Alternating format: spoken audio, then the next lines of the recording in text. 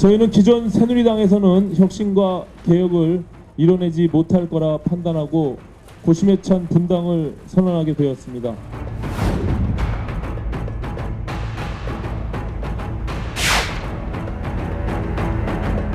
나경원 의원하고 따로 연락을 하셨나요? 예, 그저께도 오늘 아침에도 통화했습니다. 네, 나경원 대표님이 정강정책을 맡아서 하시기로. 그게 결정된 바가 없습니다. 나경원 의원이 만약 합류를 하시면 나 의원도 참여하시고 정강정책을 하실 만한 정권 개혁적인 의원님들이 같이 하실 거고 저는 그 팀에 없습니다.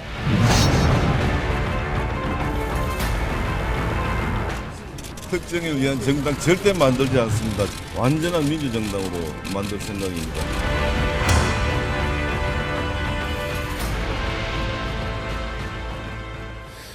(26년) 만에 보수당에 갈라섰죠. 일자 탈당자는 현역 의원 29명입니다. 그래서 김영태 의원 또 한 명 더 합쳐서 30명이다 이런 얘기하는데 누군가는 적은 숫자라며 실패했다 하는데 적습니까? 지금부터 시작일 수 있죠.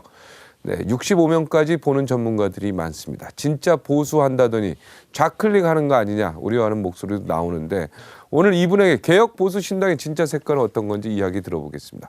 정치자금법 개혁에 앞장섰고요.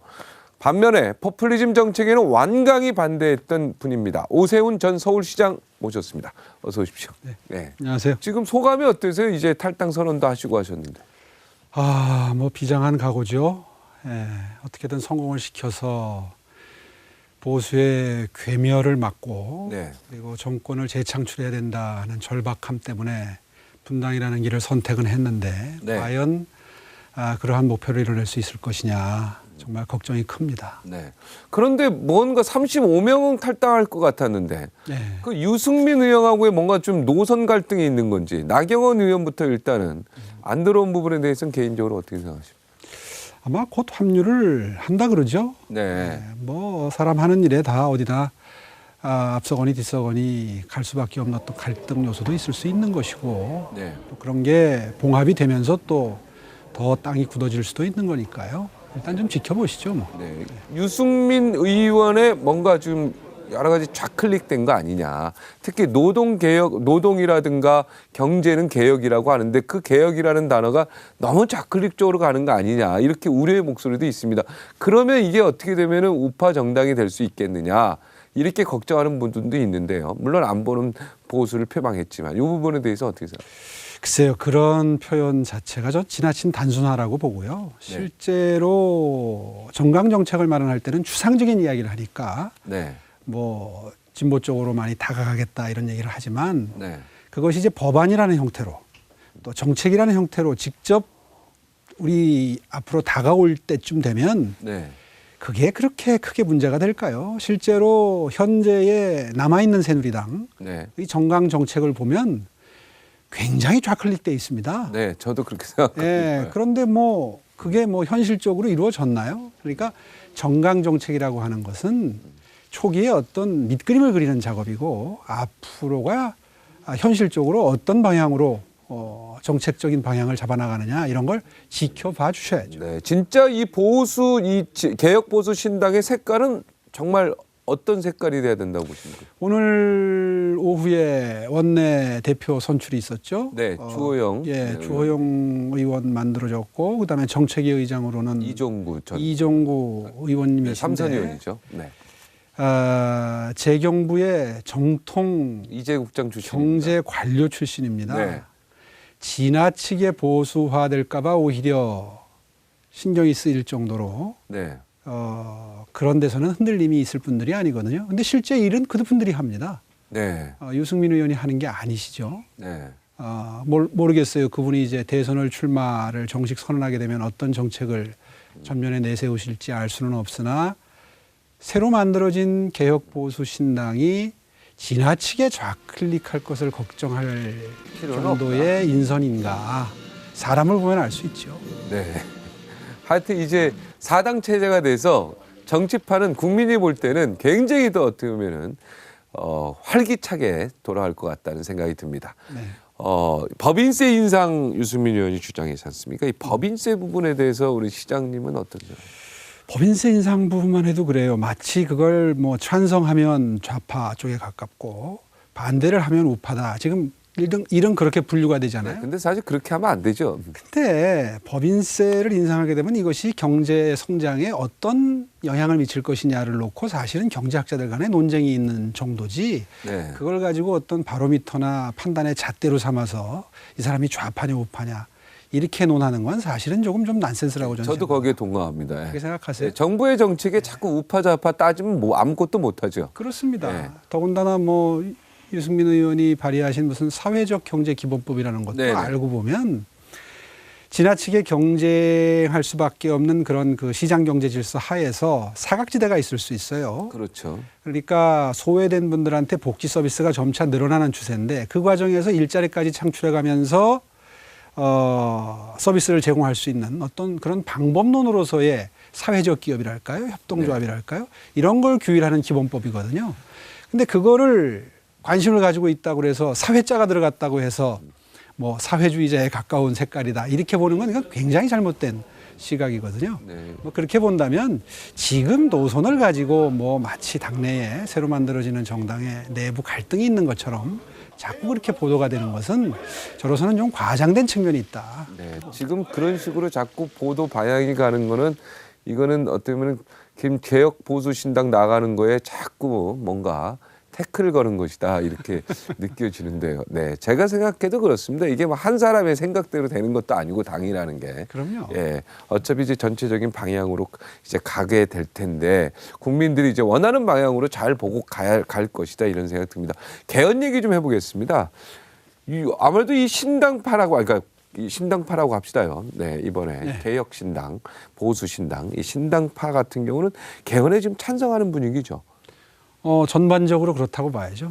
네, 어떤 개헌 예를 들어서 지금 현재 의원 내각제가 있고 의원 집정무제 있고 그 다음에 이제 대통령 중임제가 있는데 시장님은 어떤 걸 소원하십니까? 저는 뭐 오래전부터 비록 이런 그 최순실 국정농단으로 비롯된 이런 혼란 상태가 지금 불거졌지만 네, 그것이 과연 대통령제의 폐해냐, 네. 대통령제 자체가 가지고 있는 단점 때문에 생긴 것이냐, 저는 그렇게 생각지 않습니다. 네, 우리 헌법이 대통령에게 지나친 권한을 주고 있고 높은 네. 위상을 주고 있고 이렇기 때문에 생기는 부작용들이 꽤 있었어요. 네. 이번 정권, 비단 이번 정권뿐만 아니라 네, 그렇다면 개헌을 하는 마당에 대통령의 힘을 좀 빼고 네, 제일 대표적인 걸로 생각해 볼 만한 게 대통령이 직접 국회에 나와서 국회의원들을 설득을 꼭 해야 법안이 마련될 수 있는 그런 시스템적인 보완만 해도 대통령이 그렇게 제왕적으로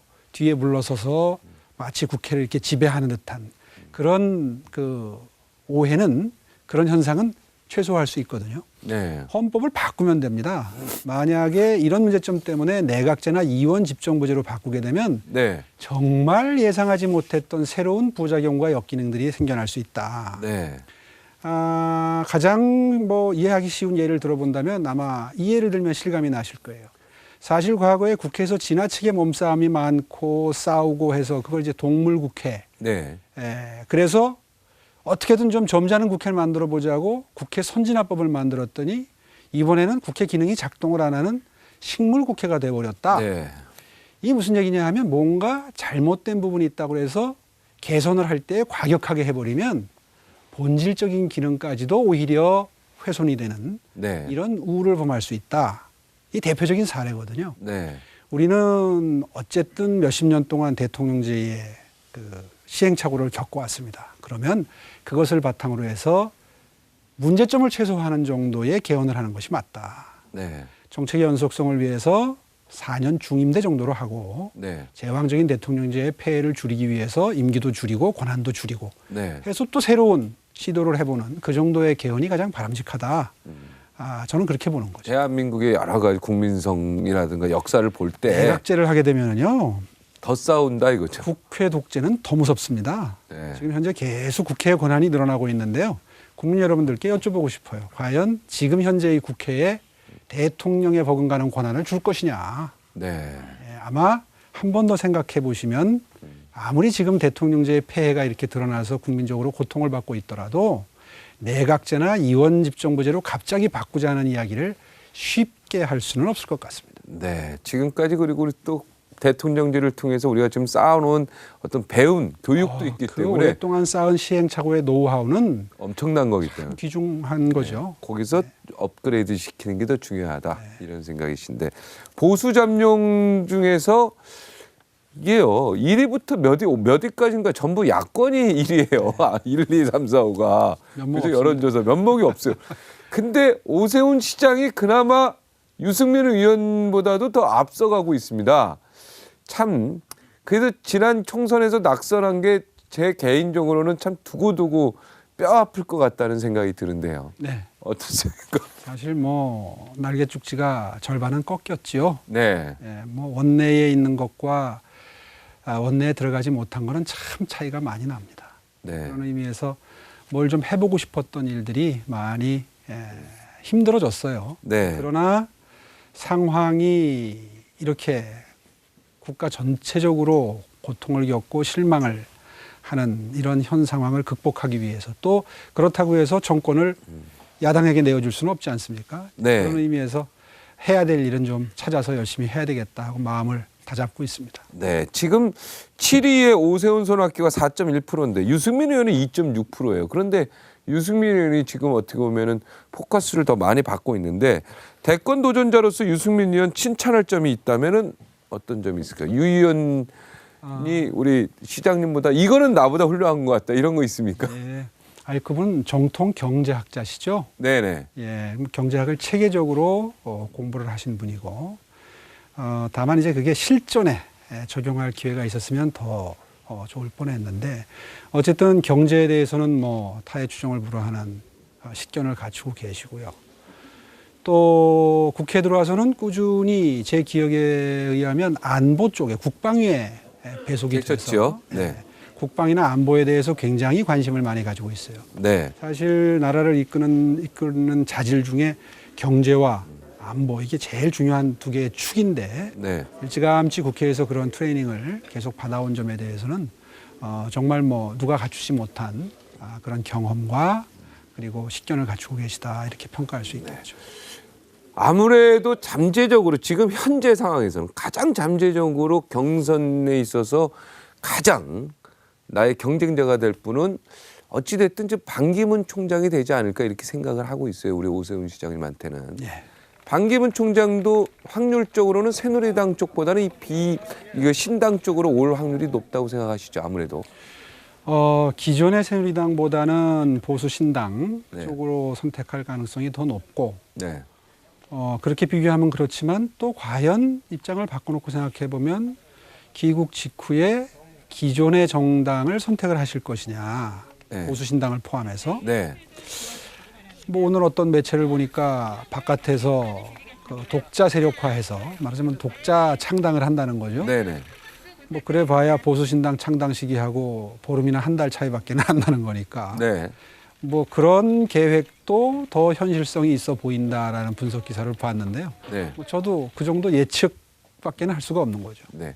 아무래도 이번에 탈당하면서 현역 의원들하고도 많이 이제 교류도 하시고 아무래도 조언도 많이 해 주셨을 텐데 지금 숫자가 최고 1월 24일 창당 때까지 몇 명까지 예상하고 있습니다. 많으면 한 40명까지 40명밖에 안 됩니까? 어떤 분 아, 보니까 65명까지 자신하던데. 그래요. 뭐 많으면 많을수록 좋지만 그건 이제 우리가 기대하고 있는 대로 반기문 사무총장께서 귀국하자마자 보수 신당에 합류를 해주신다면 네. 아마 충청권에 기반을 둔 국회의원들께서 함께 동반 탈당 대열에 동참을 해주실 거고 네. 이제 그렇게 되면 아마 그 정도 인원수까지도 바라볼 수 있다. 그런 기대 섞인 전망이죠. 반기문 총장이 이 신당에 들어온다면 자 반기문 총장하고 어떻게 좀 붙어서 이길 자신 있으십니까? 뭐 워낙 국민적인 지지도가 지금 차이가 나기 때문에 함께 경선을 해서 뭐 이길 자신 있다 이렇게 얘기하는 것은 뭐 지금 쉽지 않은 상황인 것 같고요. 네. 어떤 형태로든 보수 정권 재창출을 위해서 미랄이 돼야 되겠다 하는 생각은 가지고 있습니다. 네. 반 총장의 장점 여기서 한 말씀 해줄 수 있겠습니까? 장점이 많으신 분이죠. 경륜이 많으시고 특히나 얼마 전에 본인이 말씀하신 것처럼 전 세계 수십 개 나라를 직접 돌아다니면서 지도자들을 접촉했던 그런 경험이 있으시잖아요. 네. 그 과정에서 어떤 지도자가 성공을 했고 실패를 했는지에 대해서 본인 나름대로 관이 생기셨다.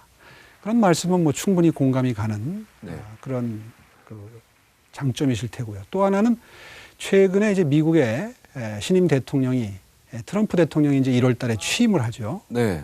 근데 뭐 알려지고 있는 것처럼 굉장히 예측 불허의 협상 능력이 매우 뛰어난 그런 분인데 동맹국들에게도 안보 무임승차는 뭐 허용하지 않겠다. 특히 일본, 한국 분담금 더 내놔라. 네. 이런 그렇게 하고 협상이 있죠. 시작이 될 거고요. 특히나 이제 이 자유무역에 대해서 굉장히 적대적인 입장을 지금 계속 내놓고 있는데 더군다나 중국과의 관계가 매우 중요한 우리나라의 경우에는 이 미중 간의 외교적인 역량이 굉장히 필요한데 그런 역량 부분에 있어서는 뭐 타의 주종을 불허하는 노하우를 갖고 계시지 않겠습니까? 오세훈 시장이 반 총장보다 더 나은 점은 뭐가 있을까요? 아무래도 지자체를 경험하고 뭐 정무적으로 서울시 의회의 갈등 관계나 이런 걸 다 또 넘어선 분이라서 그런 분이 그런 부분이 아무래도 지금 장점이 뭐 되겠죠. 갈등 관리 말씀하셨으니까 의회 갈등 관리보다도요. 실제로 지방 행정, 특히 서울시 행정을 하다 보면 갈등 관리가 굉장히 중요한 요소인데 기억하고 계시겠지만 네. 지금 현재 잘 활용이 되고 있는 원지동 추모공원 같은 것은 고건 시장님 때부터 그 갈등을 넘어서지 못하고 굉장히 지지부진했던 사업인데 제 임기 때 다 마무리가 됐죠. 네. 또 4개 권역에 있는 소각장 같은 경우에도 가동률이 30% 갈등 때문에 네. 안 되던 거 전부 활용도를 한 80%까지 올렸죠. 네. 동대면 디자인 프라자 같은 경우에 건축물을 짓는 것 그 자체보다 거기에 있었던 수천 명의 이 상인들 노점상들 뭐 이런 분들 설득해서 내보내는 소리 소문 없이 다 정리했잖아요. 그래서 그분들과 윈윈하는 협상을 다 마쳤죠. 행정을 하다 보면 그런 게 굉장히 그 실전 경험이라고 그러죠. 네. 이제 그런 것들이 실제로 뭐 좀 도움이 되겠죠. 네.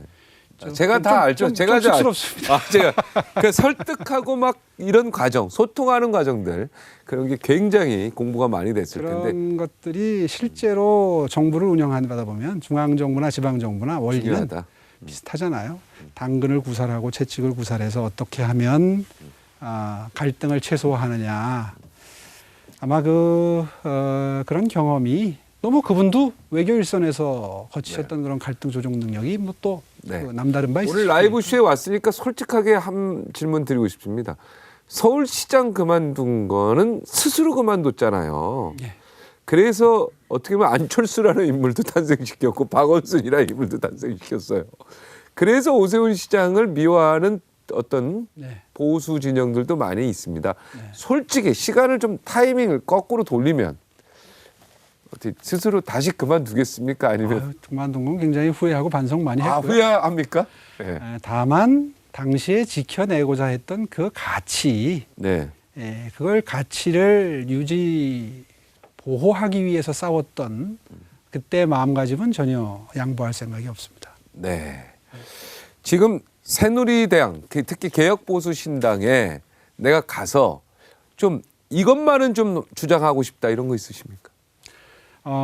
이 이른바 기존 정통 보수로서의 가치와 또 지나치게 양극화가 지금 벌어져서 생기는 어떤 사회적인 말하자면 기회의 사다리가 빈약해짐으로써 생기는 어떤 좌절감 이런 것들을 보듬어 안는 작업 네. 그렇게 해서 성장과 분배가 조화를 이루고 경쟁과 어떤 포용이랄까요? 이것이 함께 존중받는 가치로서 구현이 되는 그러한 정책들 이런 것들이 균형 있게 이루어질수록 하는 그런 조정자의 역할 이런 것이 제가 해야 할 역할 중에 하나가 아닌가 생각합니다. 네. 이번에 박근혜 대통령 최순실 씨 국정조사 뭐도 하고 있고 이제 특검도 하고 있고 그러는데 참 박근혜 대통령 개인적으로 어떻게 보고 계십니까? 한심하다고 보십니까? 아니면 안타까운 심정입니까? 사실 우리가 그분의 국정 비전이나 능력을 가늠해 볼 때 조금 좀 간과했던 게 있는 것 같아요. 실제로 그분이 행정의 현장에서 일을 해본 경험은 없으셨잖아요.